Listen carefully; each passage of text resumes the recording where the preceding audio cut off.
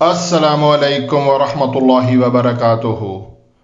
ایاک نعبد و ایاک نستعین۔ Islamic encyclopedia 99 سے حسن آوان مخاطب ہوں۔ ناظرین، آج میں آپ کو ایک سچا واقعہ سنانے لگا ہوں۔ سچا اس لیے کیونکہ جو مسلمان مجھے قطر میں ملا اس نے مجھے اپنی زبانی یہ بات سنائی میرے پوچھنے پہ کہ آپ کیسے مسلمان ہوئے۔ ایک Indian, south Indian, Tamil Nadu کا رہنے والا، وہ مجھے قطر میں ملا تھا۔ تو اس نے بتایا کہ میں انڈیا میں، ساؤتھ انڈیا، تمل ناڈو کا رہنے والا ہوں، اور وہاں پہ میرا ایک مسلمان دوست تھا، اور ہمارا ایک بھگوان ہے گنیش بھگوان، جو کہ شیوا بھگوان کا بیٹا ہے، ان کی کتابوں میں لکھا ہوا ہے، اور پاروتی کا بھی بیٹا ہے۔ شیوا اور پاروتی میاں بیوی ہیں۔ تو وہ ہندو کہتا کہ جو میرا مسلمان دوست تھا انڈیا میں، اس کو میں نے پرساد، مطلب ان کا کوئی تہوار ایونٹ ہوتا ہے گنیش بھگوان کا، تو وہ کچھ اس کے لیے نا وہ کچھ اہتمام کرتے ہیں، کچھ بناتے ہیں، تو اس کو وہ پرساد کہتے ہیں۔ تو میں نے اپنے دوست، جو مسلمان دوست تھا، اس کو پرساد دیا، تو اس نے آگے سے کہا کہ میں یہ پرساد اس وقت کھاؤں گا کیونکہ ہمارے مذہب اسلام میں صرف ہم اللہ کے نام پہ جو ہو وہ کھاتے ہیں۔ تو وہ کہتا ہے یہ گنیش بھگوان بھی تو نعوذ باللہ اللہ ہے، خدا ہے، اور آپ کھا لو۔ تو اس نے آگے سے غصہ نہیں کیا اس مسلمان نے۔ اس نے کہا، ہم لوگ ایک جگہ پہ بیٹھ گئے، اور وہ مسلمان مجھے کہتا کہ آپ یہ چیز ثابت کر دو کہ یہ گنیش بھگوان خدا ہے، اللہ ہے، اور میں یہ پرساد کھا لوں گا۔ اس نے کہا مجھے گنیش بھگوان کے بارے میں بتاؤ۔ تو میں نے اسے کہا کہ ہمارا ایک بھگوان ہے شیو بھگوان، اس کی بیوی پاروتی جب نہائی اور جسم سے میل کچیل اترا، وہ میل کچیل اور وہ پانی وہ ایک مڈ کی صورت میں تھا، اس سے پاروتی نے ایک بچہ بنایا، یہی گنیش بھگوان، اور اس میں جان پھونک دی، اور اس کو دروازے پہ کھڑا کیا کہ میں آرام کرنے لگی ہوں اور کسی کو اندر مت آنے دینا۔ تو اس دوران پاروتی کا جو خاوند تھا وہ آیا، شیوا، وہ جنگل میں گیا ہوا تھا۔ اس نے جب دیکھا کہ دروازے کے باہر ایک بچہ کھڑا ہے، اور وہ جب گھر میں داخل ہونے لگا تو اس بچے نے شیوا کو اندر جانے سے منع کیا۔ تو شیوا نے کہا، بھائی آپ کون ہو؟ اس نے کہا، میں پاروتی کا بیٹا ہوں۔ شیوا حیران ہو گیا۔ شیوا نے کہا کہ پاروتی تو میری بیوی ہے، اور تم کہاں سے آ گئے ہو؟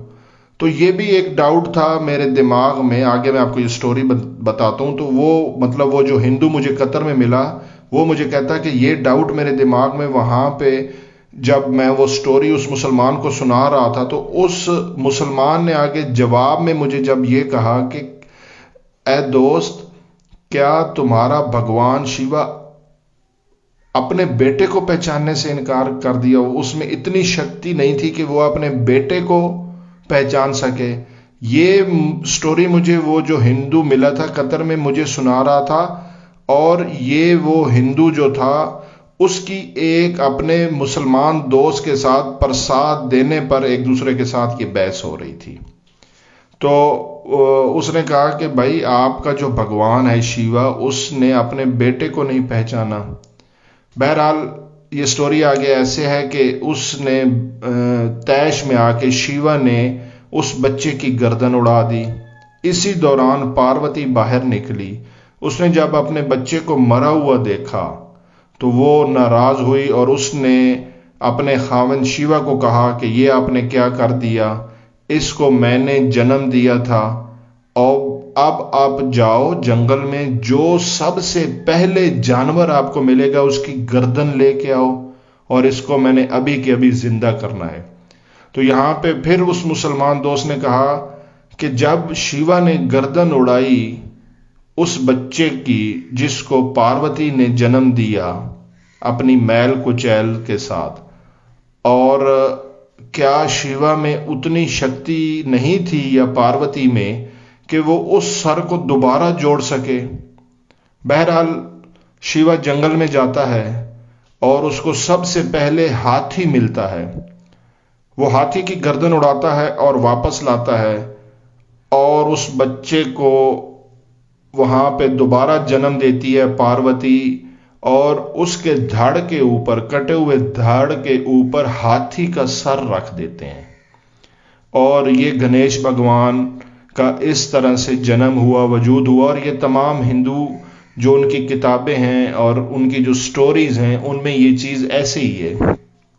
تو یہ جو قطر میں مجھے ملا تھا، ہندو مطلب مسلمان تھا، پہلے ہندو تھا، یہ مجھے وہ یہ ساری باتیں بتا رہا. بہرحال اس نے کہا کہ وہ اس دوست نے مجھے لاجواب کر دیا. اس نے کہا کہ بھائی آپ کے شیوا نے اپنے بیٹے کو پہچاننے سے انکار کر دیا، اور دوسرا کٹی ہوئی گردن جو کہ انسانی تھی اس کو جوڑنا بظاہر آسان تھا، اور ایک ہاتھی کا کٹا ہوا سر وہ میچ ہی نہیں کرتا کسی انسان کے وجود کے ساتھ. انسان کا وجود وہ تھا بھی وہ بچہ گنیش بھگوان، اور اوپر سے ہاتھی کا سر. تو وہ مجھے کہتا کہ وہاں سے میرے نا دل میں ڈاؤٹ پیدا ہونا شروع ہو گیا اپنے ہندو مذہب کے اگینسٹ.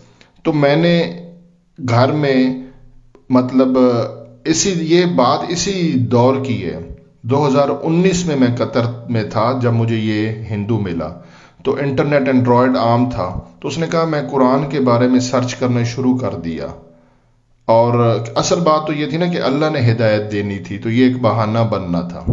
اس نے کہا کہ بگ بینگ کی سٹوری بھی میں نے پڑھی کہ یہ کائنات ایک دھماکے کے ساتھ وجود میں آئی. لیکن یہاں پہ بھی مجھے ڈاؤٹ ہوا، کیونکہ جب سورج نکلتا ہے، غروب ہوتا ہے، سمندروں میں اتنے آبی حیات ہیں، زمین پر اتنے جانور ہیں، ہواؤں میں پرندے ہیں، ہم انسان ہیں، اور یہ ایک منظم نظام ہے، موسم تبدیل ہوتے ہیں، ٹھیک ہے.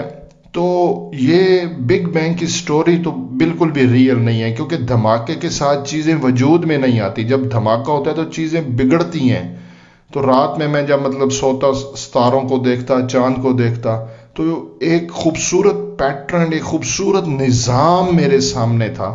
تو یہ چیز تو میرے دماغ میں آئی کہ اس کا کوئی بنانے والا ضرور ہے، کیونکہ ایک سکول، فیکٹری، ایک گھر بغیر کسی سربراہ کے نہیں چل سکتا. آپ خود دیکھ لیں.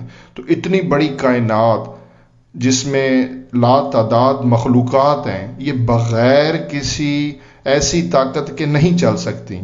تو میرے دماغ میں یہ بات تو آ گئی کہ اس کا کوئی نہ کوئی اس کے پیچھے طاقت ہے جو اس کو چلا رہی ہے. ہمارے ہندو دھرم مذہب میں بہت سارے بھگوان، دیوی دیوتا ہوتے ہیں.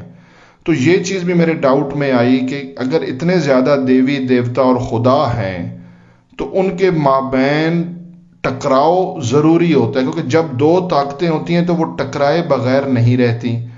تو کبھی سورج مغرب سے نکلتا، ایک خدا نکلتا، دوسرا مشرق سے نکالتا، تیسرا ساؤتھ سے نکالتا، چوتھا نارتھ سے نکال دیتا، اور کبھی موسم تبدیل ہوتے. لیکن ایسا کچھ بھی نہیں ہو رہا. ایک منظم نظام ہے. دنیا میں بچے پیدا ہو رہے ہیں، موت بھی آ رہی ہے، رزق بھی ہے، غلے پیدا ہو رہے ہیں، سمندروں میں آبی حیات ہیں، اور ایک بڑا، ایک خاص منظم نظام ہے. اس کا مطلب ہے کہ پیچھے کوئی ایک طاقت ہے. قرآن کو میں نے جب اپنی ان کی ساؤتھ انڈین کی لینگویج ہندی سے کچھ الگ ہے، تمل ناڈو والی سائڈ میں، تو نیٹ پہ اویلیبل تھی. تو جب میں نے قرآن کی تحقیق کرنا شروع کی، تو کیونکہ دیکھیں قرآن جب کو بندہ پڑھتا ہے نا، حضور صلی اللہ علیہ وسلم کے دور میں بھی مشرکین کہتے تھے کہ ان کی بات نہ سنیں، کانوں میں انگلیاں ڈال لیتے تھے، کیونکہ یہ قرآن کا اثر تھا، یہ دل پہ کرتی ہے. حضرت عمر فاروق کا آپ نے واقعہ سنا ہوگا. ان کی بہن مسلمان ہوئی، اور جب وہ طیش میں آ کے ان کو مارنے کے لیے گئے تو انہوں نے کہا آپ کیا پڑھ رہی تھی؟ جب انہوں نے قرآن پڑھنے کو کہا تو قرآن دل پہ اثر کرتا ہے. تو یہ ہندو جو مجھے قطر میں ملا تھا، پہلے ہندو تھا، مسلمان ہو گیا تھا، یہ کہتا ہے جب میں قرآن پڑھنے شروع کیا ترجمے کے